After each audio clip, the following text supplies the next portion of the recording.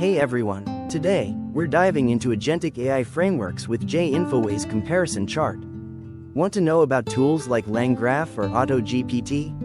Let's compare them. Like and subscribe. What are Agentic AI frameworks? Agentic AI frameworks build AI that acts independently for goals like chatbots or automation. This chart compares 7, ADK, LangGraph, Crew AI, Microsoft Kernel, Autogen, Small Agents, and AutoGPT. Framework Breakdown Part 1. ADK, LangGraph, Crew AI.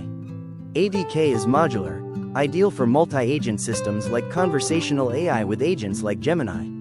LangGraph handles stateful workflows and error handling, great for dynamic chatbots. Crew AI excels in role-based agents and task planning, perfect for business strategy or creative projects. Framework Breakdown Part 2. Microsoft Kernel, Autogen, Small, AutoGPT. Microsoft Kernel is enterprise-grade with multi-language support, suited for secure chatbots. Autogen focuses on multi-agent setups like coding assistance. Small agents are lightweight, ideal for research.